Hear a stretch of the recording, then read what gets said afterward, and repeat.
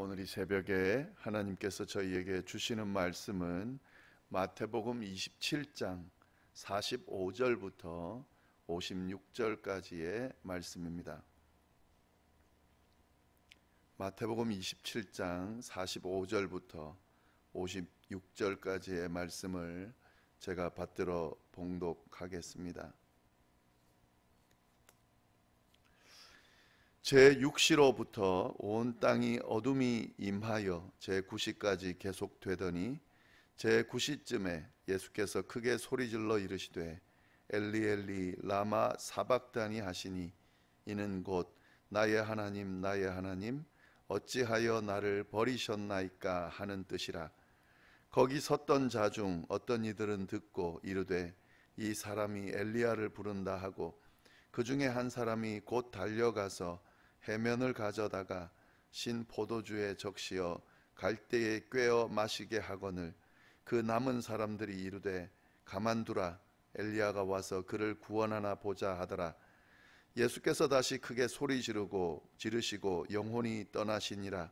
이에 성소 휘장이 위로부터 아래까지 찢어져 둘이 되고 땅이 진동하며 바위가 터지고 무덤들이 열리며 자던 성도의 몸이 많이 일어나되 예수의 부활 후에 그들이 무덤에서 나와서 거룩한 성에 들어가 많은 사람에게 보이니라. 백부장과 및 함께 예수를 지키던 자들이 지진과 그 일어난 일들을 보고 심히 두려워하여 이르되 이는 진실로 하나님의 아들이었도다 하더라. 예수를 섬기며 갈릴리에서부터 따라온 많은 여자가 거기 있어 멀리서 바라보고 있으니 그 중에 막달라 마리아와 또 야고보와 요셉의 어머니 마리아와 또 세베대의 아들들의 어머니도 있더라. 아멘. 네, 오늘 성금요일입니다. 예수님께서 십자가에 달리신 그 시간을 기억하면서 경건하게 보내는 그런 날인데요. 오늘 본문도 그 본문입니다. 예수님께서 십자가에 달리셔서 죽으시는 그 내용이 나와 있습니다. 마태복음에 나와 있는 내용만 가지고 오늘 좀 말씀을 좀 볼 텐데요. 한번 보겠습니다. 예수님의 십자가 죽음이 어떻게 진행되는지. 십자가에 달리셨고요. 지금 45절 보면은 제6시로부터 온 땅에 어둠이 임하여 제9시까지 계속되었다 이렇게 되어 있습니다. 여기서 6시라고 하는 건 유대인 시간이죠. 오늘날 시간으로 하면은 12시를 이야기합니다. 낮 12시를 이야기합니다. 보통 계산할 때에 6시간을 더하면 오늘날의 시간이 됩니다. 성경에 나오는 시간에다가 6시간을 더해서 계산하면 오늘날 현대 시간이 나오는데요. 6시로부터 그러니까 낮 12시로부터 온 땅이 어둠이 임하였고 제9시까지 계속되었다. 제9시는 6을 더하면은요 15시 그러니까 3시가 되겠네요. 오후 3시까지 계속되었다 하는 거죠. 지금 이 시간대를 보면은요 낮 12시부터 오후 3시까지 햇볕이 가장 밝을 때입니다. 해가 가장 밝을 때입니다. 그런데 그때 어떤 자연적인 현상이 일어났냐면 어둠이 임했다라고 하는 거죠. 이 예수님의 죽음을 나타내는 그 뜻과 의미를 나타내는 그런 자연 현상이 일어났습니다. 빛이 꺼졌다 하는 그런 의미가 되겠죠. 온 땅이 어둡게 되었다. 빛이 꺼져 버렸다 하는 그런 의미가 되겠고요. 그리고 하나님께서 슬퍼하고 계시는 그리고 또 진노하고 계시는 이런 의미들도 그렇게 이해할 수도 있겠습니다. 네, 그렇게 진행이 되다가요 제9시쯤 그러니까 오후 3시에죠 예수께서 크게 소리질러 이르시되 엘리 엘리 라마 사박다니 하시니 이는 곧 나의 하나님 나의 하나님 어찌하여 나를 버리셨나이까 하는 뜻이라. 십자가에 달리신 상태로 계시다가 이제 그 죽으시기 직전에 엘리 엘리 라마 사박다니 하고 크게 소리를 질렀습니다. 하나님 어찌하여서 나를 버립니까? 라고 하는 일종의 절규하는 그런 외침이라고 볼 수 있는데요. 근데 여러분, 이 내용을 보면서 한 가지 기억해야 되는 것은 이 본문 말씀이 시편 22편 1절 말씀이에요. 그대로 지금 인용하고 계십니다. 시편 22편 1절 말씀이 나의 주여 나의 주여 나의 하나님 나의 하나님 어찌하여 나를 버리십니까? 라고 그렇게 고백하는데요. 예수님은 이 시편 22편 1절 말씀으로 이렇게 절규하면서 하나님께 왜 이렇게 저를 버리십니까? 라고 외치고 있다 하는 거죠. 그런데 한 가지 기억할 것은 이것이 시편 22편 1절을 인용하는 거라면 그 시편의 의미가 이 안에 담겨 있다는 사실을 주목할 필요가 있습니다. 지금 이 내용만 보면은 아주 비극적인 최후죠. 하나님의 버림을 받은 거죠. 그 버림을 받아서 죽게 되신 거죠. 그런데 시편 22편에 나오는 그 고백은요, 비극적인 최후를 맞으면서 고백한 내용이 아니에요. 예. 그 시편 22편의 전체 내용은 승리입니다. 승리, 회복, 그에 대한 믿음, 그것이 고백되어져 있습니다. 비록 이 내용 자체는 비극적인 최후를 맞이하는 것처럼 그렇게 고백되어지지만 시편의 전체 의미는 곧 승리할 거다, 회복될 거다 하는 하나님께 그 확신을 가지고 지금은 비록 힘들지만 반드시 승리할 겁니다라고 하는 그런 의미를 담아서 고백한 내용이다 하는 거죠. 마찬가지입니다. 예수님이 고백하는 이 내용도 마찬가지입니다. 이 절규는 비극적인 최후로 끝나는 것이 아니라, 비관적인 결말로 끝나는 것이 아니라 부활할 것이라고 하는, 하나님께서 다시 건져주실 것이라고 하는 확신을 가지고 이 고백을 하고 있다 하는 사실을 같이 보셔야 됩니다. 예, 그거 좀 보시면 좋겠고요. 예, 그때에 그렇게 이제 막 예수님이 외치고 있을 때에 거기 섰던 자 중 어떤 이들, 이거 십자가 밑에 있는 사람들 중에 한 명이겠죠. 어떤 이들이, 한 명이 아니라 여러 명이죠. 어떤 이들이 듣고 이르되 이 사람이 엘리야를 부른다 하고, 엘리 엘리 이렇게 하니까 이제 엘리야를 부르는 것처럼 그렇게 생각을 했던 것 같아요. 왜 엘리야라고 생각을 하냐면은요, 이 사람들, 이 당시에 사람들이 가지고 있는 생각 중에 하나는 그 의인이 죽었을 때에, 그러니까 죄인이 아니라 의인이 죽었을 때에 엘리야가 와서 건져준다 하는 그런 생각을 갖고 있었어요. 그러니까 죽지 않고 하늘에 올려진 엘리야가 의인의 죽음을 보고 그 죽음이 합당치 아니한 죽음이기 때문에 내려와서 건져준다, 구해준다 하는 그런 생각을 가지고 있었습니다. 그래서 이 이야기를 하는 거예요. 그 다음에 나오는 49절도 마찬가지 그 내용과 연결이 됩니다. 그 남은 사람들이 이르되 가만두라, 엘리야가 와서 그를 구원하나 보자 하더라. 이 사람이 의인인지 죄인인지 우리 한번 보자 하는 그런 의미가 되는 겁니다. 그 중간에 어떤 일이 일어났냐면, 그 중에 한 사람이 곧 달려가서 해면을 가져다가 신포도주에 적시어 갈대에 깨어 마시게 하거늘. 예수님이 너무 고통당하고 있기 때문에 어떤 사람 한 명이 신포도주를 적셔가지고 예수님의 입술에다가 이렇게 대줍니다. 이거는 지금 신포도주는 이 당시 갈증을 해소하는 음료였어요. 흔하게 구할 수 있는 음료였는데 이걸 댔다 하는 거죠. 이거는 진통제가 아닙니다. 이 앞에 예수님이 십자가 지실 때에 그때 했던 그 쓸개탄 포도주는 진통제예요. 그러나 지금 이 신포도주는 갈증 해소하는 그런 역할을 하는 겁니다.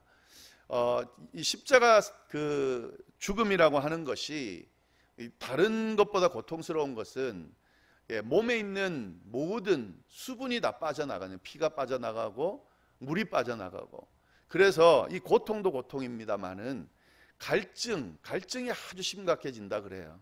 그래서 지금 그걸 해소해 주기 위해서 이렇게 예수님을 정말 생각해서 이렇게 갈증 해소를 시켜주는 모습이 있다 하는 거죠. 그런 일들이 십자가상에서 일어났다는 것도 좀 보면 좋을 것 같습니다.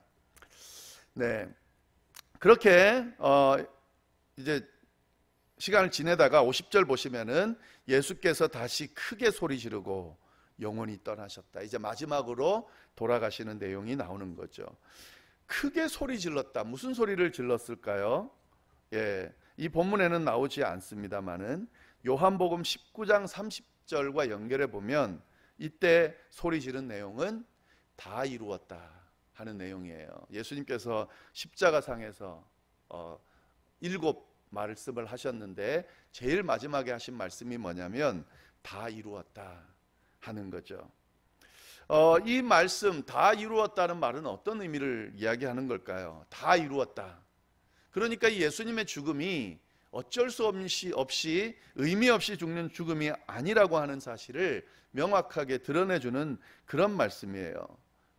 비극적으로 그냥 최후가 끝나는 것이 아니라 하나님의 뜻을 성취했다라고 하는, 이 십자가가 비참한 끝이 아니라 계획한 일들을 이루는 그런 결말이라는 사실을 보여주는 겁니다. 인류를 구원하기 위해서 십자가를 지신 그 일을, 하나님의 그 사랑을, 인류를 구원하는 그 사랑을 완수했다라고 하는 그런 의미로 이 고백을 했다 하는 거죠. 그러니까 이 말 한마디로 인해서 예수님의 십자가가 엄청나게 의미 있는 중요한 그런 과정이 되는 거죠. 여러분 그걸 좀 잘 이해하면서 십자가의 의미를 이해하시면 좋을 것 같습니다. 우리가 고난주간 십자가의 의미를 생각할 때에 너무 슬프게, 너무 비극적으로 그렇게 묵상할 필요가 없습니다. 우리의 죄를 위해 대신 지시고 고통당하시고 안타까운 그런 모습이죠. 그러니까 그런 모습을 생각하면서 어떤 슬픈 모습으로 그렇게 우리가 이 경건하게 보내는 건 중요하지만 이 의미를 잘 생각해야 됩니다. 비참한 최후가 아니에요. 비극적인 결말이 아니에요. 맡겨진 사명을 완수하는 그런 의미 있는 시간입니다. 모든 것이 다 이루어지는, 인류를 구원하는, 나를 구원하는 하나님의 그 사랑이 완성되어지는 결말, 그 십자가의 의미를 같이 생각하면서 희망을 가지고 묵상하는 것이 아주 중요하다 하는 거죠. 오늘 말씀도 그 이야기를 하고 있습니다. 네, 그리고 난 뒤에 이제 예수님이 결국 이제 돌아가셨어요. 오후 3시에 돌아가셨습니다.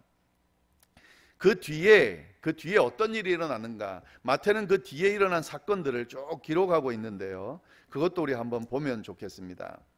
51절 보시면은 예수님 돌아가시고 난 뒤에 일어난 일, 첫 번째는 성소 휘장이 위로부터 아래까지 찢어져 둘이 되고, 성소의 휘장이 찢어져서 둘이 됐다 하는 거죠. 여기서 이 휘장은 성소의 휘장이지만 지성소와 성소를 구분하는 휘장이에요. 지성소는 그 언약궤가 있는 곳이에요. 여기는 아무나 못 들어갑니다. 들어갈 때 대제사장만 들어갈 수 있습니다. 대제사장도 아무 때나 들어가는 것이 아니라 1년에 한 번 허락된 시간에만 들어갑니다. 그런데 들어가서 만약에 거기 있는 성전 기물들, 특별히 언약궤나 이런 것들이 잘 있는지 이걸 청소하고 이렇게 하는데요. 만약에 들어가서 거기서 잘못 불경건하게 건들다가 죽을 수도 있어요. 그러면은 이 죽은 대제사장을 건져내기 위해서, 꺼내기 위해서 아무나 못 들어갑니다. 그러니까 1년 뒤가 될 때까지 기다리거나 그래야 되거든요. 그러다 보니까 이제 이 끈을 묶어가지고 그 방울을 다는 거예요.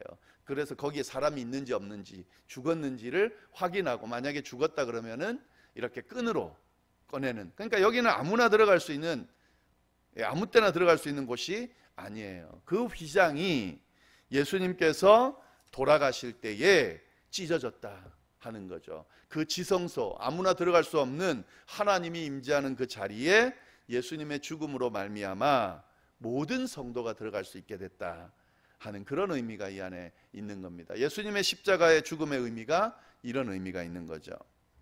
에베소서 2장 14절에 보면은요, 바울은 이렇게 고백합니다.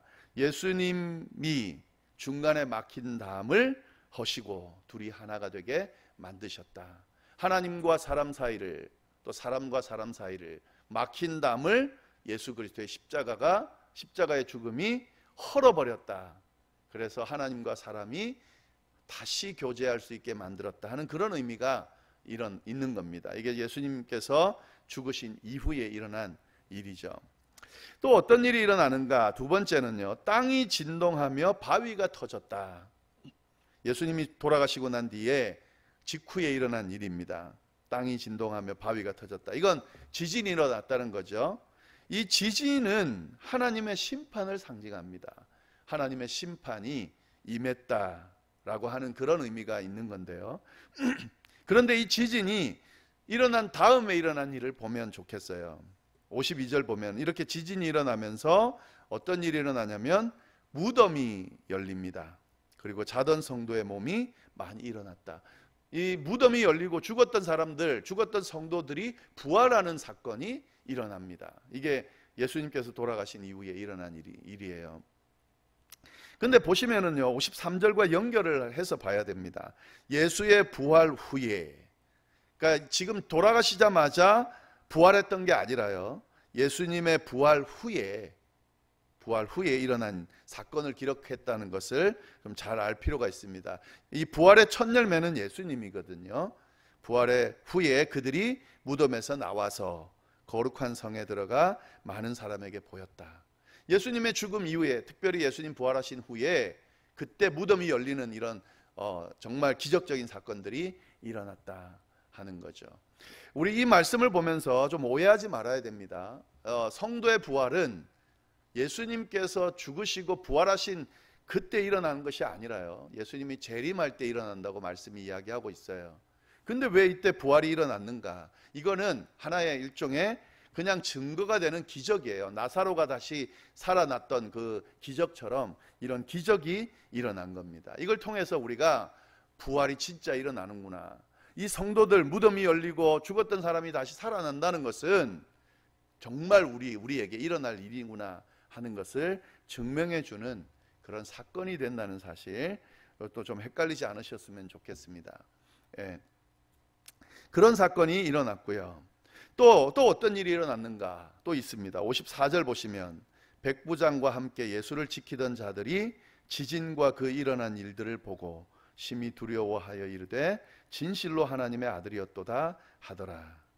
예수님을 곁에서 지켜보고 예수님을 십자가에 못 박는 것에 앞장섰던 로마 군인들, 백부장과 그 함께 있던 예수를 지키던 자들이 이 지진과 일어난 일들을 쭉 봤어요.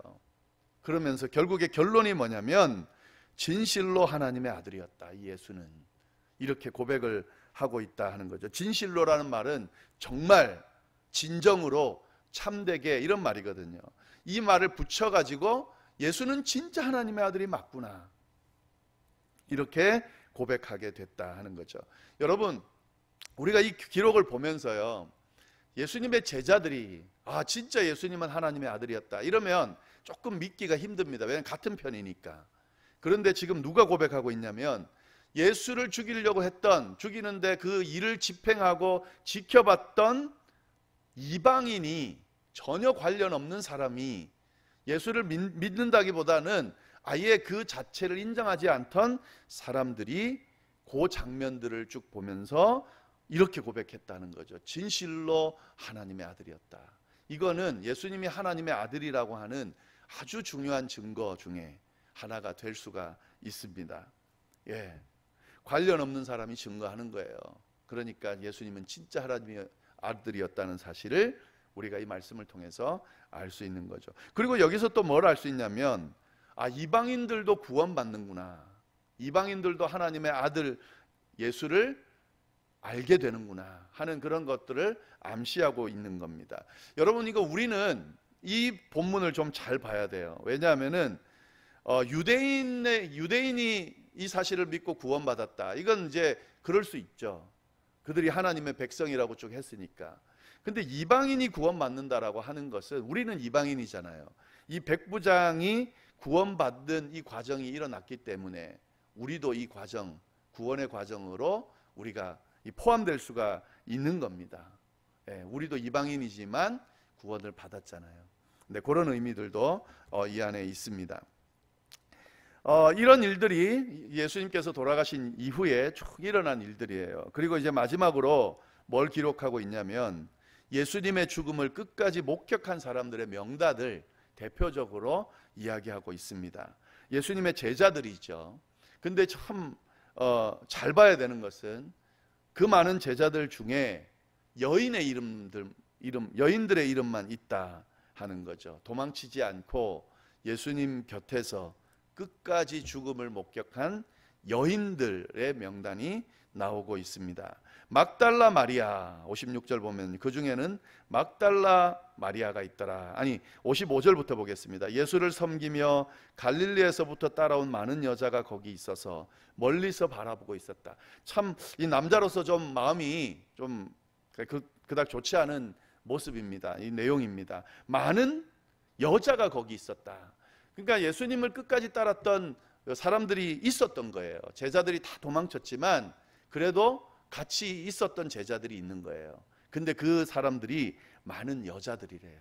그리고 그 중에 대표되는 사람들이 누구냐면 막달라 마리아. 7 귀신 들렸다가 예수님에 의해서 귀신 쫓는 그런 경험을 한 마리아죠. 예수님을 끝까지 섬기던 마리아입니다. 갈릴리에서부터 제자들을 돌봤던 여인입니다. 대표적인 여인이에요. 그 여인이 끝까지 있었다 하는 거고요. 야고보와 요셉의 어머니 마리아, 누굴까요? 이 예수님의 어머니죠. 야고보와 요셉은 예수님의 동생들입니다. 이 어머니, 예수님의 어머니 마리아도 곁에 있었죠. 어머니니까 당연히 있었다고 볼 수 있습니다. 그리고 세베대의 아들들의 어머니, 이건 누굽니까? 야고보와 요한, 예수님의 제자 이 둘의 어머니죠. 이 어머니들이 있었다 하는 거죠. 끝까지 예수님을 목격하고 있었던, 떠나지 않았던 여인들의 명단도 예수님의 죽음 이후의 기록으로 여기에 기록하고 있다라고 하는 거죠. 이 여인들이 결국에 뭘 경험하게 되냐면 예수님이 묻히는 장면도 경험하게 되고요. 그리고 예수님이 부활하신 장면도 가장 먼저 목격하게 됩니다. 그러니까 엄청난 영광을 누리는 거죠. 그런 내용들이 쭉 나옵니다. 오늘 본문 말씀, 예수님께서 십자가에서 돌아가시는 그 내용들, 그리고 돌아가신 이후의 내용들 우리가 살펴봤는데 이 내용을 같이 묵상을 하시면 좋겠어요. 십자가에서 돌아가시는 예수님 그것만 묵상하지 말고 이 죽음의 의미 이후에 일어났던 희망적인 일들 있잖아요. 이것이 바로 우리의 신앙 고백이거든요.